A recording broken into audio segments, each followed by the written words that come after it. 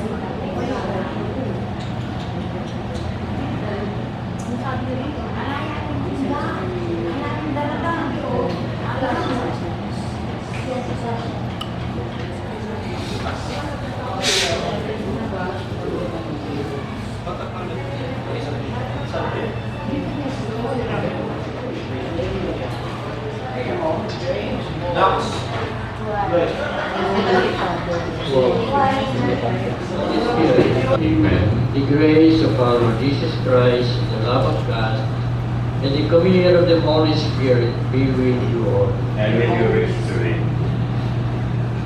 Brothers and sisters, we offer this Mass for our late Lord Felix and the former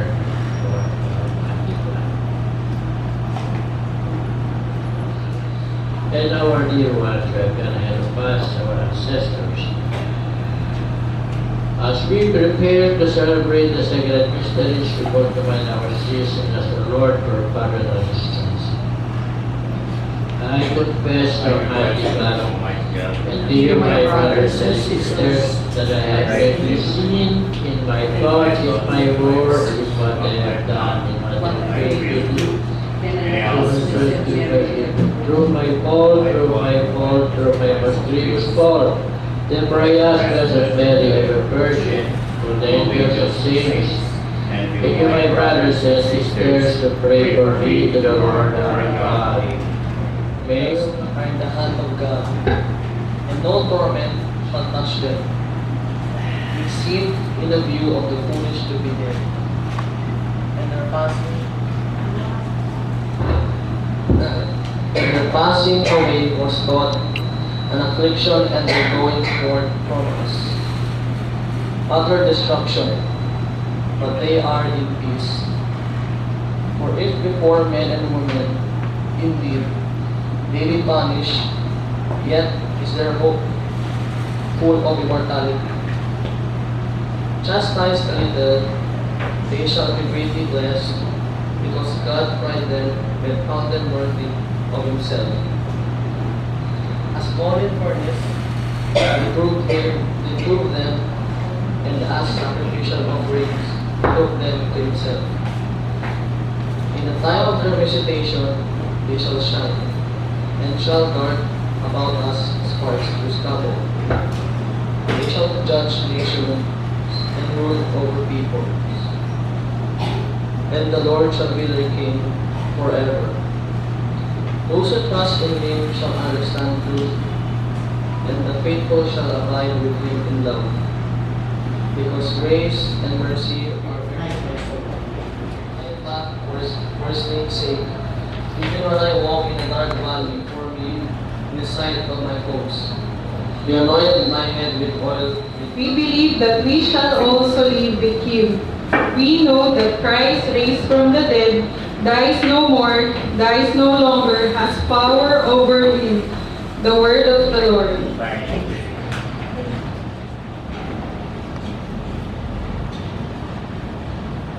Martha said to Jesus, Lord, if you had been here, my brother would not have died. But even now I know that whatever you ask of God, God will give you. Jesus said to her, your brother will rise. The Son of God, the one who is coming into the world. The Gospel of the Lord. Praise to you, Lord Jesus Christ. Many friends and members of our families have gone before us and await the kingdom. Grant them an everlasting home with your Son. We ask you, Lord. Lord, and to the eternal kingdom of peace, we ask you, Lord. Lord, Lord, hear our prayer. The family and friends of our daddy and mommy seek comfort and consolation. heal their pains, these through Christ our Lord. Amen. The message yours may be acceptable to God the Father Almighty. May the Lord accept the sacrifice of your hands for the praise and glory of his name, for the good and the good of all his church.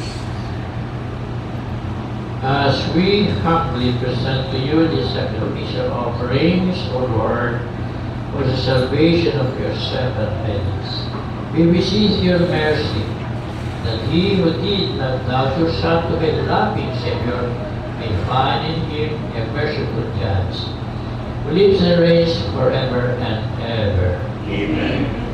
The Lord be with you. And with your spirit, Lift up your hearts. we lift them up to the Lord. Let us give thanks to the Lord our God. It is right and just. This good, right, and just our duty and our salvation. Always and evermore to give you thanks, Lord, Holy Father, Almighty and eternal God, through Christ, to come. Indeed, for your faithful Lord, life is changed and ended, and when His virgin will turns to dust, the eternal dwelling is made ready for them in heaven. And so we the angels are continually hospital and we are praying. Holy, holy, holy Lord God of hosts, Heaven and earth are full of your glory. Hosanna in the highest. Blessed is who comes in the name of the Lord. Hosanna in the highest. Again standing, not necessarily standing, is passion. He took bread and gave you thanks, broke it, gave it to the disciples, saying, "Take this, all of you, and eat of it, for this is my body, which will be given up for you."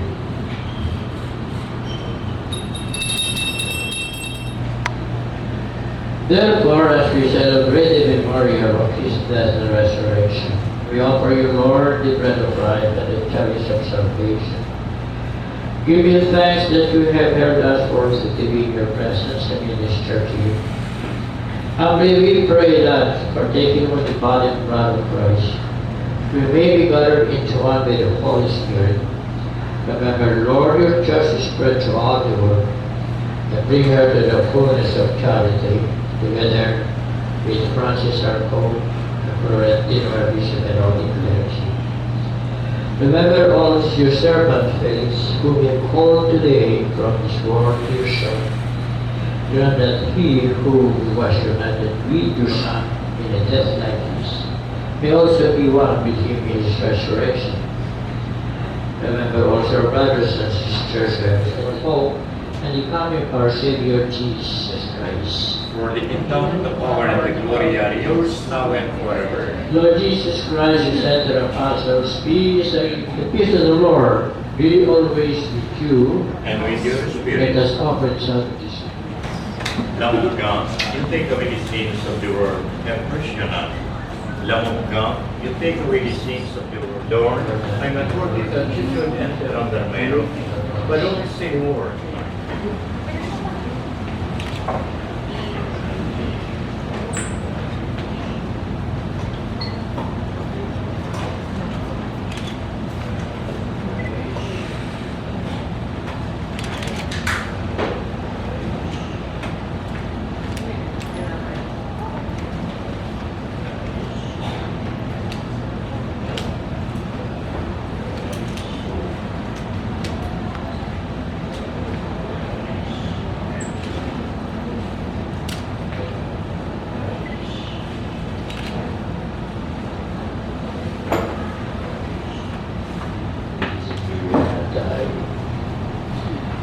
Let us pray. Lord God, who strengthened us in the sacrament of this, the Lord be with you.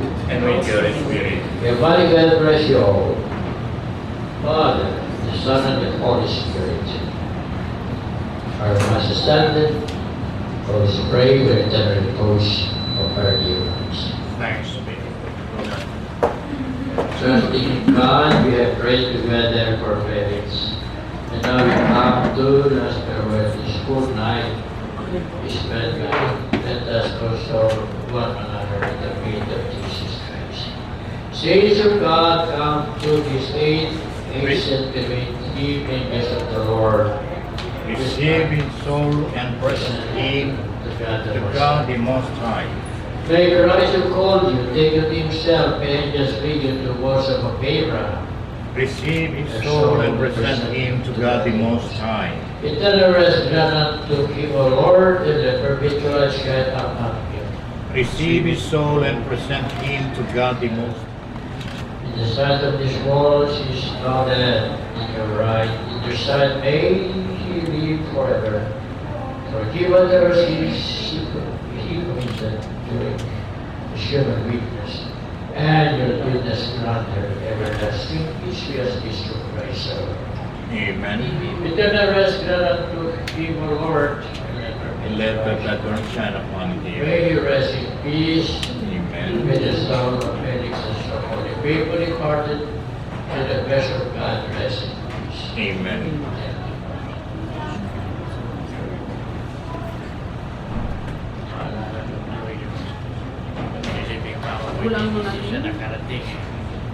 Gilbert.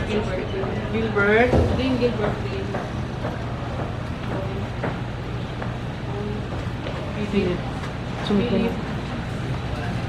Philip. Grace.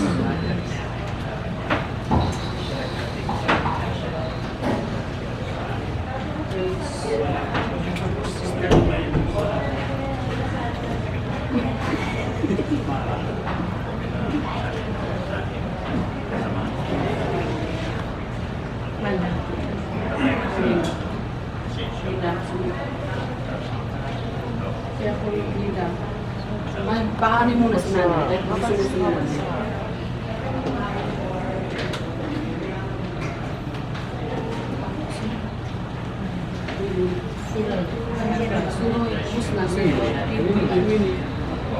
Ay, mga tinapilap.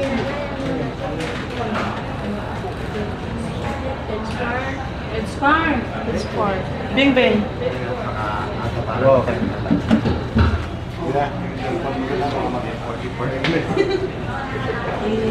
Si Roy ang magbibigay. Ayun si Roy. Si Roy ang magbibigay. So, pasan tayo na ha? Tawag na tayo lipay na to? Oo.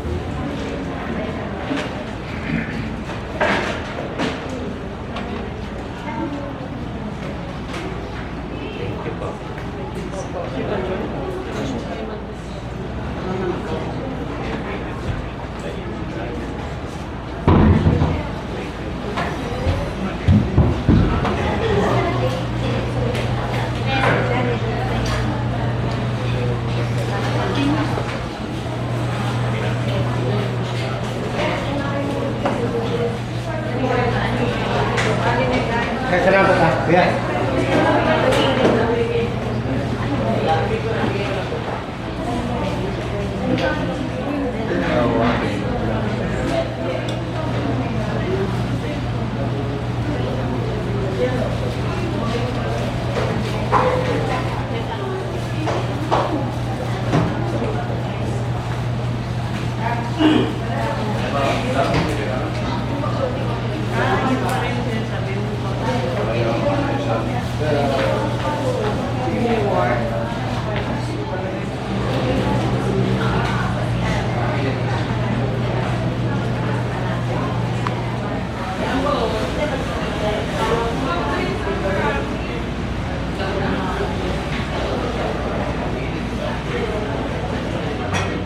Sa mga kapatid na Yumao, humingi po kayo ng konting dispensa katahimikan para bigyan po natin ng konting daan ang pagdarasal sa kaluluwa ng ating kapatid na si Apong Felix. Tumayo po tayo lahat.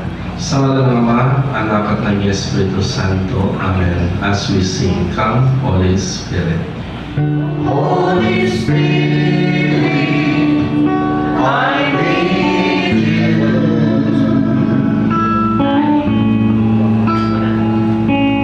Come,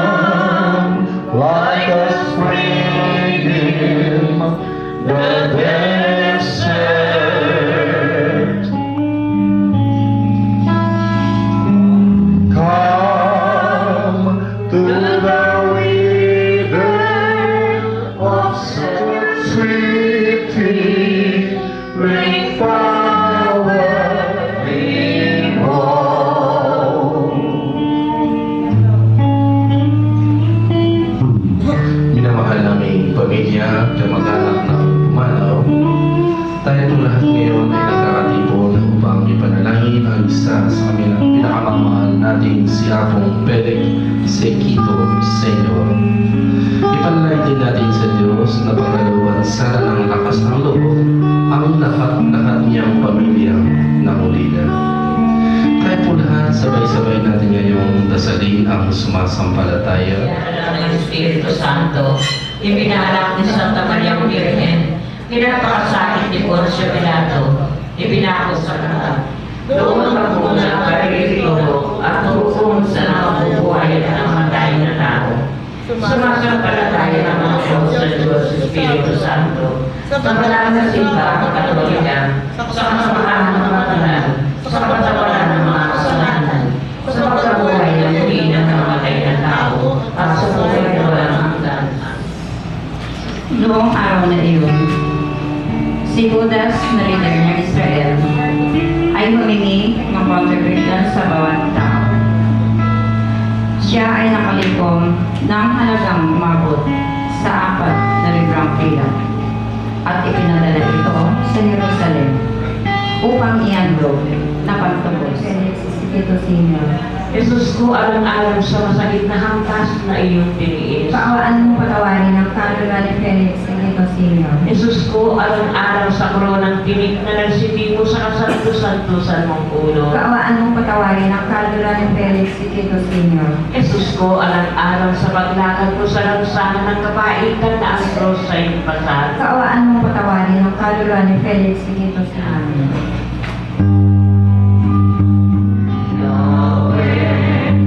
I know you are near, standing on. Lord, you have searched my heart, and you know where I sit, when I stand. You had hands upon me, protecting me from them. Katotohanan tungkol sa mga namatay na hindi kayo magdalamhati tulad ng mga taong walang pag-asa. Naniniwala tayong si Jesus ay namatay at muling nabuhay. Kaya naman maniwala tayong bubuhayin din ng Diyos ang lahat ng namatay na nananalig kay Jesus upang isama sa Kanya. At tayong mga buhay pa ay titipuin niya sa ulap at isasama sa mga binuhay upang salubungin sa papawirin ang Panginoon. At sa gayon, makapiling niya tayo magpakailanman. Kaya nga, mag-alibang kayo sa pamamagitan ng araw na ito. Ang Ebanghelyo ayon kay San Juan. Berhati sa iyo, Panginoon. Noong panahon yun, sinabi ni Marta kay Jesus, Panginoon, kung kayo narito, hindi sana namatay ang aking kapatid. Ngunit, nalalaman kong kahit kayo'y binigay sa inyo ng Diyos ang manumangin din sa Kanya. Muling nabubuhay ang iyong kapatid, wika ni Jesus. Sumagot si Marta, nalalaman ko kung siya'y mabubuhay uli sa uling araw, sa muling pagkabuhay. Sinabi naman ni Jesus, ako ang muling pagkabuhay at ang buhay. Ang nananalig sa akin kahit namatay ay muling mabubuhay. At sino man nabubuhay at nananalig sa akin ay hindi mamamatay kailanman. Pinaniniwalaan mo ba ito? Opo, sagot niya. Ang nananalig ako sa inyo, kayo po ang anak ng Diyos na nasa paparto sa liputan. Ng dugo na ibinabis ng manalangin ka sa kalamanan. Kaawaan mo patawarin ang kaluluwa ni Felix Ito Senior. Jesus ko, alang-alang sa tampal na tinanggap ng iyong kagalang-galang na mukha. Kaawaan mo patawarin ang kaluluwa ni Felix Ito Senior. Jesus ko, alang-alang sa masakit na hampas na iyong tiniis. Kaawaan mo patawarin ang kaluluwa ni Felix Ito Senior. Jesus ko, alang-alang sa koronang tinik na nagsiti mo sa kasanto-santusan mong ulo. Kaawaan mo patawarin ang kaluluwa ni Felix Ito Senior. Jesus ko, alang-alang sa paglakad mo sa lansangan ng kapaitan na ang krus sa iyong pasan. Kaawaan mo patawarin ang kaluluwa ni Felix Ito Senior. Jesus ko, alang-alang sa kasanto-santusan mong mukha na naligo sa dugo at iyong binayaang malarawan sa bilang ni Veronica. Kaawaan mo patawarin patawarin ang kaluluwa ni Felix Sigito Sr. Jesus ko, alang-alang sa damit mong natigbak ng dugo, na biglang tinaklit at hinubad sa iyong katawan ng mga tampalasa. Kaawaan mong patawarin ang kaluluwa ni Felix. Tusang kamay at paa, na pinaguan ng mga pakong ipinagdarita mong masakit. Kaawaan mong patawarin ang kaluluwa ni Felix Sigito. Bigyan mo po siya ng walang hanggang kapahingaan o Panginoon. Tanglawan mo sana siya ng ilong walang katapusan. Manatili sana siya sa katahimikan.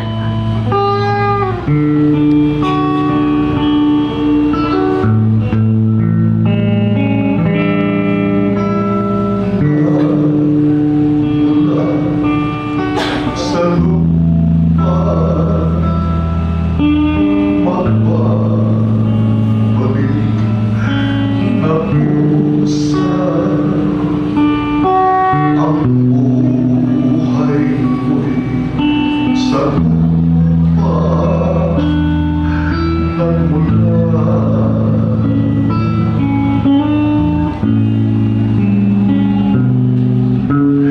Bago linisin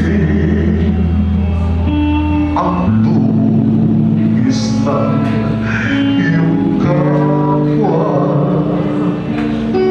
ugasan mo ang putik sa mukha.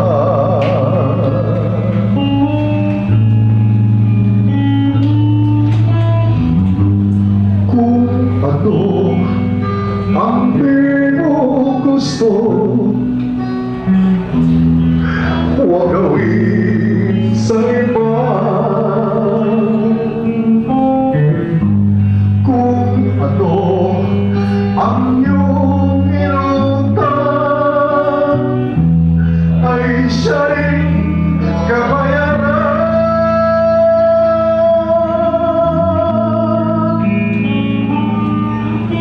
Sa mundo ang buhay ay mayroong hangganan, dahil tayo ay lumalaban.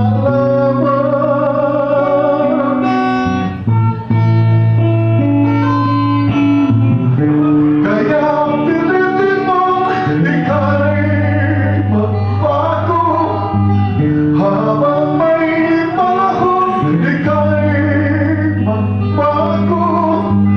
Magmamahal sa kapwa, isipin mo.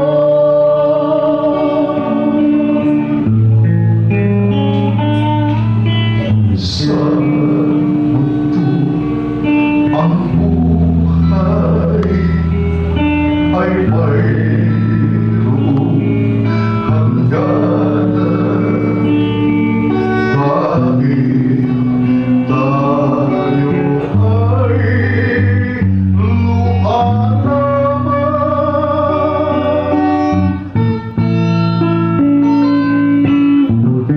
Kaya pilitin mo ika'y magbago, habang may panahon ika'y magbago. Pagmamahal sa kapwa, isipin mo.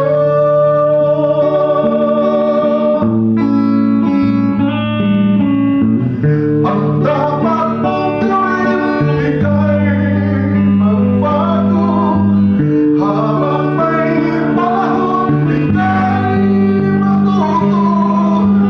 Pagmamahal sa kapwa, isipin mo.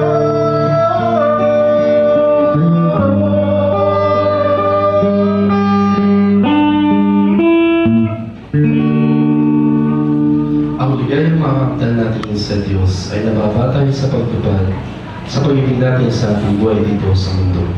Ang susunod na pakinggan po nating Ebanghelyo Evangelyo ayon kay San Juan. Kalahati sa iyo, Panginoon. Noong panahon yun, si Jesus ay nagwika sa maraming tao. Ako ang tinapay, ako ang pagkain nagbigay buhay, na bumaba mula sa langit. Mabubuhay magpakailanman ang sino man kumain nito, at ang pagkain ibibigay ko sa ikabubuhay ng sanlibutan ay ang aking laman. Dahil dito ay nagtalo ang mga Hudyo. Paano may bibigay sa atin ng taong ito ang kanyang laman upang kanin natin? Tanong nila. Kaya sinabi ni Jesus, tandaan ninyo, malibang kanin ninyo ang laman ng tao, ng anak ng tao, at inumin ang kanyang dugo, hindi kayo magkakaroon ng buhay. Ang kumakain ng aking laman at umiinom ng aking dugo ay may buhay na walang hanggan.